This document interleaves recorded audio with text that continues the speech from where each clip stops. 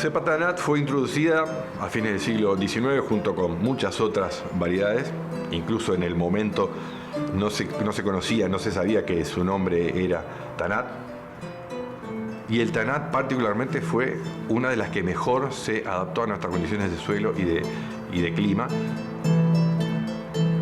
El vino gustó desde el principio y se siguió desarrollando y fue el vino más importante que tuvimos y evidentemente se siguió avanzando sobre ese vino.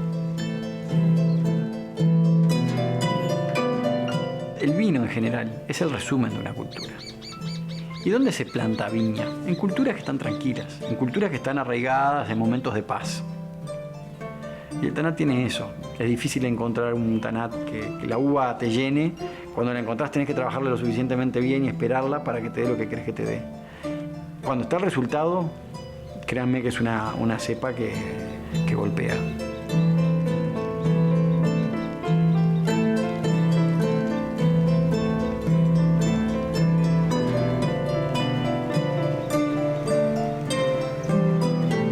Se asocia a Arriague con la introducción de la cepa Tanat. Hay todo un relato que establece sus contactos con el territorio argentino, la zona de Concordia, y que por esa vía él introdujo la cepa Tanat. Eso no lo podemos afirmar. De ningún pionero fue el que introdujo. Las cepas estaban... hacia 1880, prácticamente todas las cepas estaban en producción en el Uruguay. Cuando las referencias a Arriague y el Tanat, en el sur del Río Negro, ya el Tanat lo encontramos plantado en varios viñedos, en varias bodegas.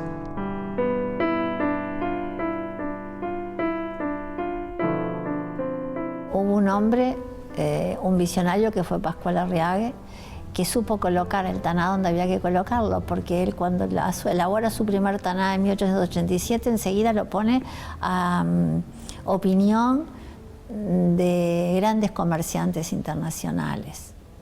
Y lo describían y decían entonces del vino Tanat lo que podemos decir hoy. Muy buen color, espectacular presencia, buen cuerpo, pero le falta un poco de edad, es muy joven. O sea que podemos definir el Tanat de hoy con esos mismos textos que encontramos de fines del siglo XIX.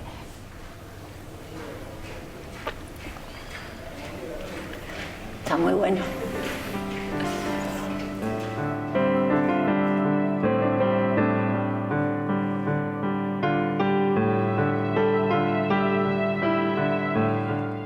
¿Cuál es el mérito, digamos, de Arriague? No es el de ser el primero, es el empuje que desde su empresa vitivinícola da a la difusión de esta cepa. Ese es el gran mérito de Arriague. En relación a la vitivinicultura, tiene un proyecto que un historiador uruguayo, Oscar Murat, lo ha llamado el proyecto Arriague, y que fue embarcar a un conjunto o alentar a un conjunto de terratenientes y emprendedores de Salto en un proyecto de producción a mayor escala de vinos, fundamentalmente con la cepa Tanat, y su proyecto fue producción de vinos no para el Uruguay, sino para la región.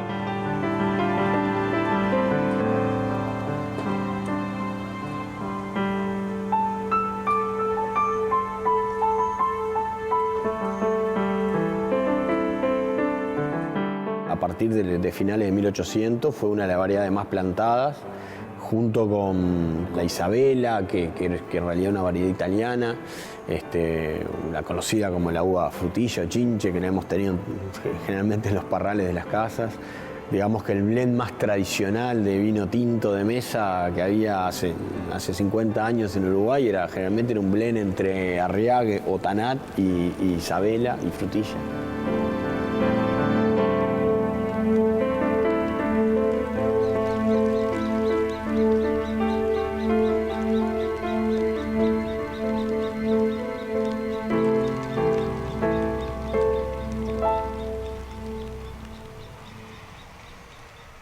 cuando nos encontramos en un contexto internacional, nosotros vemos que la Tanat no era una uva conocida en el mundo. En la región que se produce en Francia, por la ley de denominaciones de origen, no se puede nombrar el nombre del varietal, no se puede hablar de Tanat, sino que se habla de Madirán, que es la zona de los Pirineos Atlánticos, el río Po, donde se cultiva.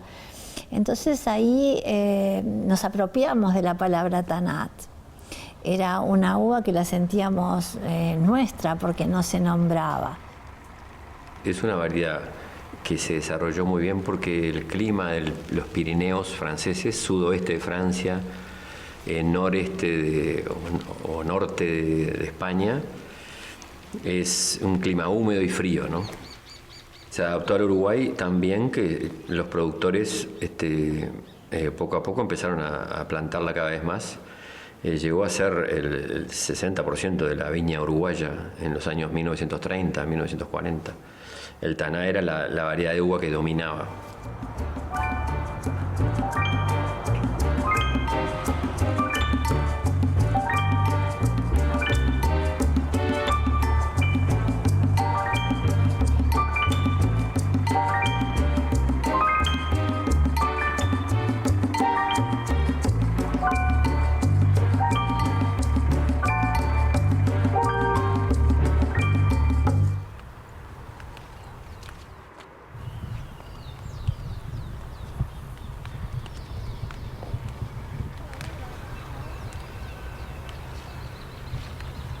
Trabajar con el Tanat de viñedo no es fácil, es una variedad de hojas muy grandes, de racimos muy grandes, entonces para lograr una excelente calidad lo que tenemos que intervenir con deshojes y desbrotes muy temprano en el ciclo.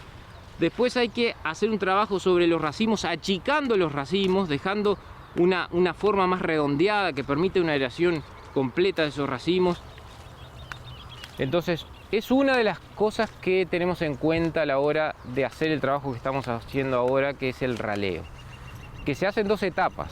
Una, ya a fin de año, ya se terminó, que es regular la carga y precisamente eliminar los racimos más apiñados.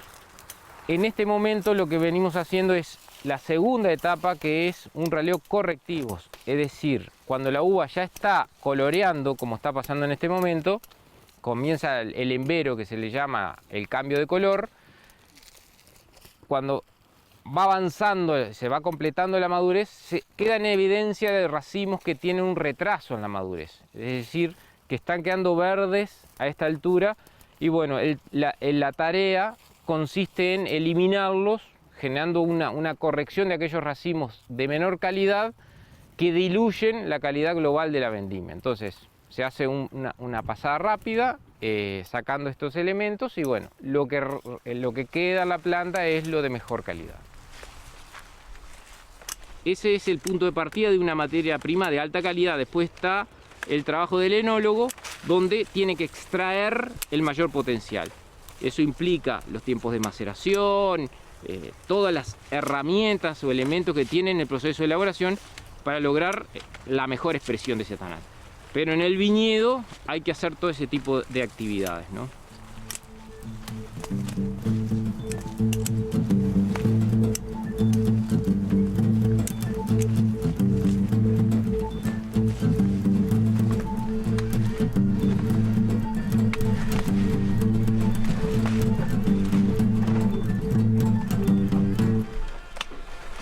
El concepto francés del terroir se origina con cuatro patas: clima, cepa, suelo y hombre, y para que una cepa sea vital dentro de un terroir tiene que armonizar muy bien con las otras 3, con el suelo, y el Tanat se adapta muy bien a los suelos arcillosos y arcillosos calcáreos, sobre todo del sur del país, donde se instaló mayoritariamente, y de la costa del litoral oeste, sobre el río Uruguay, a la altura de Paysandú. También tiene que armonizar muy bien con el clima, y realmente el Tanat tiene una característica muy personal, que es necesita un poco de agua también en la vendimia. Un Tanat conducido en clima muy árido tiene problemas de maduración, se bloquea, si el estrés hídrico es muy alto se bloquea y no progresa en la maduración adecuadamente. Y la tercera pata con la que tiene que organizar es el hombre y la cultura. Cuando decimos el hombre hablamos de la cultura, no solo la cultura como forma de la cultura de la tierra y de la forma de manejo del viñedo, sino también la cultura en todas sus dimensiones y en lo gastronómico fundamentalmente. Y bueno, nadie tiene dudas de que el Tanat combina, tiene un maridaje espectacular con todo lo que es el asado y la carne y la parrilla uruguaya.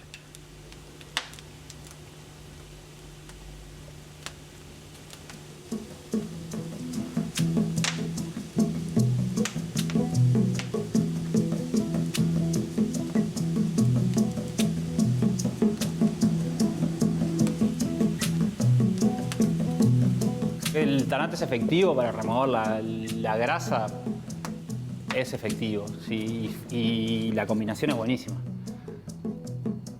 ¿Que tiene que ser solo la grasa una proteína proveniente de la carne? No, funciona muy bien con un queso maduro, como un parmesano, por ejemplo, con mucha intensidad de grasa, anda muy bien y la sensación en boca también es buena.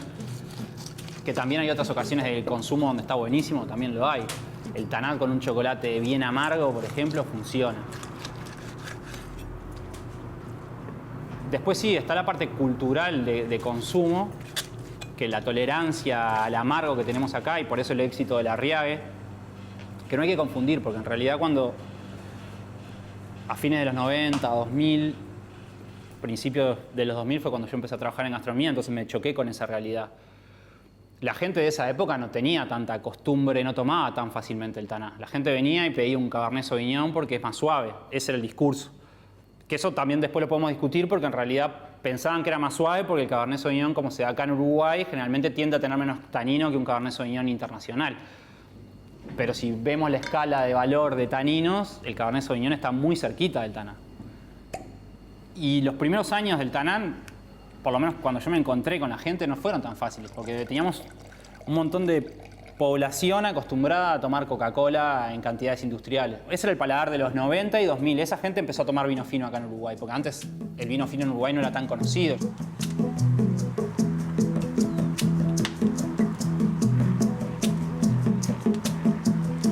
Ahora, la generación de mi padre, por ejemplo, o la generación de mis abuelos, que tomaban Arriague y que todavía te encontrás con una persona veterana y te decía, el Arriague. ¿Pero por qué tomaban Arriague? Porque tomamos 1 litro de agua caliente con yerba amarga todos los días de nuestra vida, o más. Porque la mayoría de nuestras plantas nativas, por ejemplo, son amargas. Uno come arrayán, lo pica y es amargo. Agarrás anacahuita, cortás la hoja y es amargo. Culturalmente se adaptó rápido el Arriague al paladar uruguayo porque nuestro paladar venía acostumbrado desde muchos años a consumir cosas que eran amargas. Nuestro entorno estaba lleno de cosas amargas.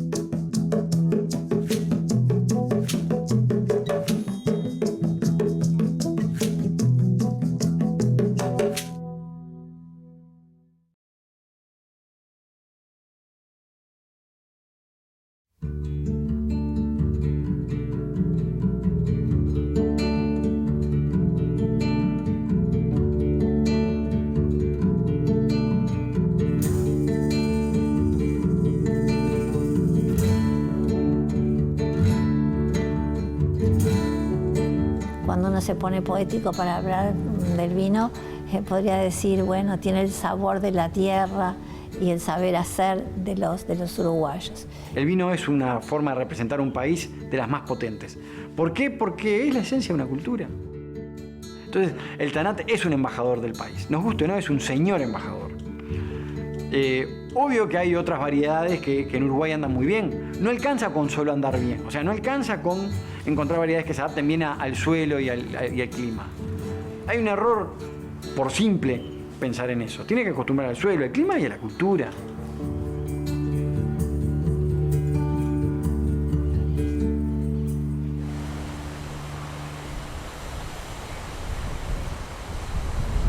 El Tanat es una uva que hay que entenderla, ¿no? Es una uva que viene del sudoeste de Francia, de una zona que se llama Madiran, donde allá producen los Tanat y necesitan 3 años mínimo para poder consumirlos. porque tiene tan potencia tánica el vino que no es posible consumirlos en el año. Acá en el Uruguay hemos logrado, de acuerdo al clima, al suelo, a la mano del hombre, poder estar tomando un Tanat en el mismo año de elaboración. Imagínense que hace 30, 40 años los Tanat eran vinos muy duros. La uva no maduraba tan bien porque no había un manejo de viñedo tan bueno. Entonces la calidad sensorial de los Tanat tuvo un cambio muy grande desde los años 90 para acá. Que se empezaron a aplicar otras ideas en el manejo de los viñedos, en la calidad de los clones seleccionados, en las plantas mejoradas. Y poco a poco después los enólogos aprendieron también a madurarlo mejor, a salir al viñedo y elegir el punto óptimo de cosecha. Eso lo transformó en la variedad típica uruguaya. Clima, adaptación es la primera parte, porque si hay variedades que no se adaptan, arrancamos mal. Y la segunda etapa fue de que en los años 90 y 2000 se mejoró mucho su manejo y se entendieron procesos que ocurrían en el Tanat que no se entendían antes.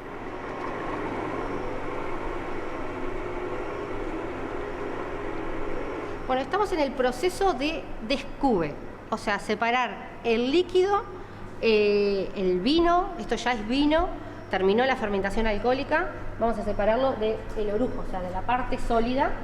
Esto es la uva, que está, ya fermentó, o sea, ya transformó el azúcar en alcohol. Y ahora vamos a hacer una separación. Es 100% Tanat, es nuestra cepa insignia.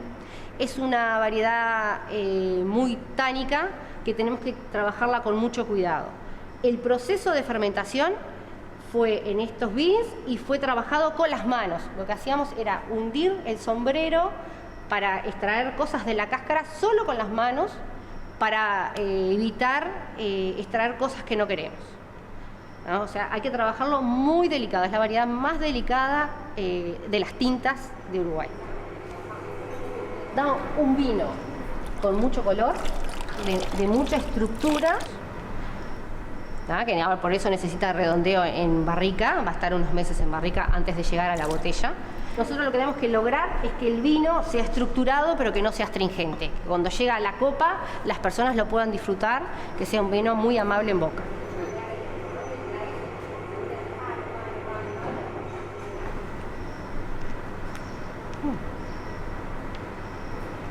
Está muy bueno.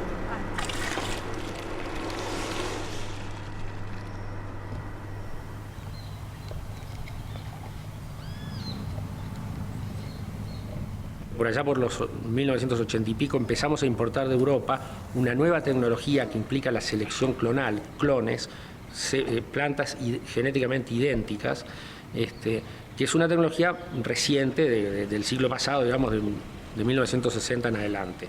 No era lo que había en Uruguay como Arriague, sí es la misma variedad, pero con una pureza varietal y genética mucho mayor. El Arriague antiguo sigue habiendo algunas pocas plantas en Uruguay, daba unas cosas muy interesantes, muy ricas, pero con un estilo un poquito más rústico, un poquito más precario. Ya el Tanat de cepas libres de virus que introdujimos en Uruguay por los años 80 y 90, las décadas del 80 y 90 del siglo pasado, ya habla de una cepa de uvas que dan vinos un poco más refinados, un poquito más elegantes, y luego los distintos métodos de elaboración.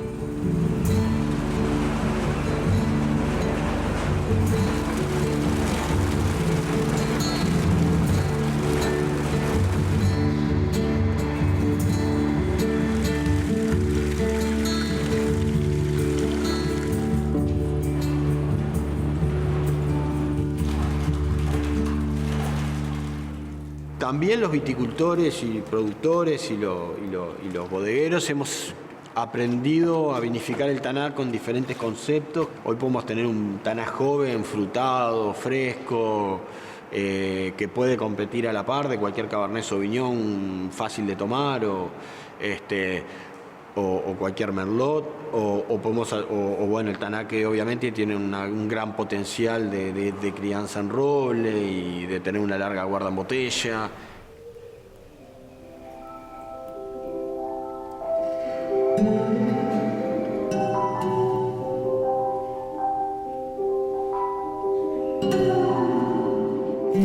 ¿Qué pasa con esto de cuando decidimos que un vino viene a barrica o cuando un vino va a botella o cuando el vino directamente del tanque de fermentación se envasa? No es una decisión que se tome en el momento que están los vinos hechos, sino que es una decisión que viene desde la viña, porque decimos que los vinos se hacen en las viñas, y es porque se decide la forma de poda, la cantidad de producción que le vamos a pedir a una planta, el balance entre hoja y fruto. Y si vamos a elaborar vinos para barrica, tenemos que buscar una máxima concentración de las uvas en la viña, para que durante la maceración, que es el tiempo que transcurre fermentación y maceración, se le vamos extrayendo las sustancias sólidas, le van a dar su cuerpo, su estructura, un esqueleto muy fuerte que le permita después permanecer aquí 9 meses, 18 meses, 24 meses, lo que el vino necesite para presentarse al consumidor muy agradable, muy complejo, muy disfrutable. Este Tanat, que cuando nace por su potencial tánico nos va a parecer muy fuerte, que nos va a tocar muy fuerte, se va a ir suavizando, se va a convertir en un terciopelo y a veces hasta en una seda, aunque cuando lo pusimos aquí era un vino con una gran estructura.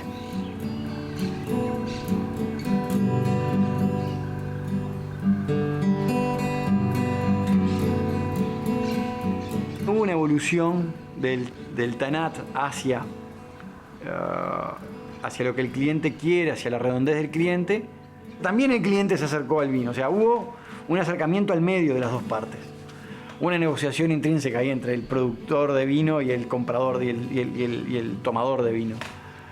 Entonces, en cierto momento, el Tanat evolucionó hacia algo más tomable y el cliente evolucionó hacia algo más potente.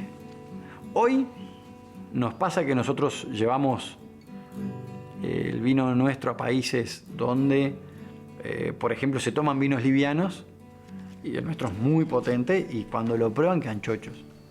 Es muy interesante para un extranjero experto en vinos venir al Uruguay y probar Tanat de 5 regiones diferentes, unos con más suelos arcillosos, más pesados, se consiguen Tanat más rústicos ahí, más tánicos. Suelos más arenosos conseguís taninos más delicados, más maduros, que son más suaves o que maduran más temprano. Y después en piedra o en suelos más pedregosos conseguís otro estilo de Tanat. Y así podemos ir reconociendo diferentes regiones, que es un poco lo que pasó en la Francia de su mejor momento, que fue hace 300, 400 años, que era... se fueron desarrollando regiones para cada situación específica, ¿no? Con más experiencia, y ahí se fue creando una imagen de región.